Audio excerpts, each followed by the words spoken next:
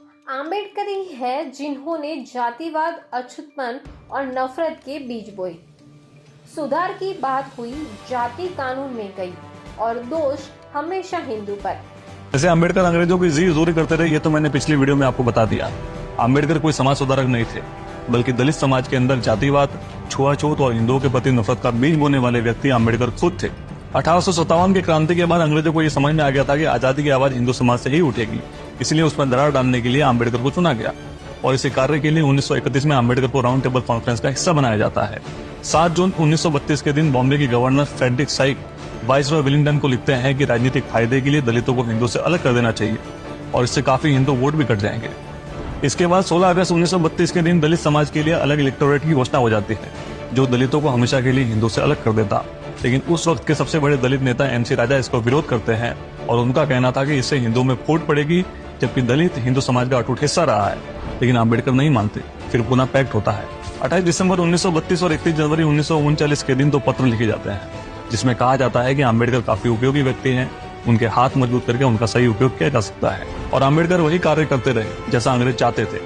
उन्होंने दलितों को हिंदुओं के खिलाफ भड़काना चालू किया और हर मौके पर कहते रहे कि दलित हिंदू समाज का हिस्सा नहीं है।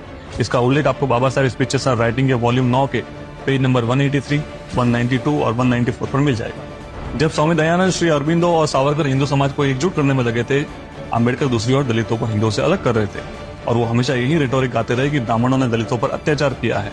और ये सेम लाइन सेंट जेवियर से लेकर मदर टेरेसा तक हर क्रिश्चियन मिशनरी द्वारा इस्तेमाल की गई। ये महज एक कोइंसिडेंस नहीं हो सकता। अंग्रेजों के इशारे पर काम करने वाला व्यक्ति समाज सुधारक कैसे हो सकता है?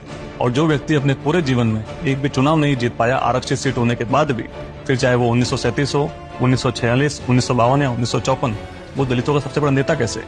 अम्बेडकर संविधान सभा का चुनाव तक हार गए थे, फिर जिन्ना की पार्टी मुस्लिम लीग का समर्थन लेकर संविधान सभा में पहुंचे थे और फिर राजनीतिक फायदे के लिए कांग्रेस ने गांधी की सिफारिश पर अम्बेडकर को कानून मंत्री बनाया था। इसका उल्लेख आपको जगजीवन राम की पत्नी द्वारा लिखी डायरी अम्बेडकर की सिफारिश में मिल जाएगा कि अम्बेडकर जगजीवन राम के घर के चक्कर लगाया करते थे। फिर एक दिन अम्बेडकर ने जगजीवन राम से कहा कि गांधी से बात करके उन्हें मंत्रिमंडल में शामिल करवा दे। उन्हीं जगजीवन राम को अम्बेडकर जीवन पर पोसते रहे। अम्बेडकर ने केवल अपनी राजनीतिक महत्वाकांक्षाओं को पूरा करने के लिए पूरे दलित समाज का उपयोग किया। जिस अम्बेडकर को आप पूछते हो, उनका उस वक्त की राजनीति में कोई स्थान नहीं था, न ही जनता में कोई प्रभाव। इसलिए अपने हीरोज और आदर्श सोच समझ के चुनिए। क्या यह जातिवाद कभी भारतीयों की मानसिकता से सच में निकलेगा?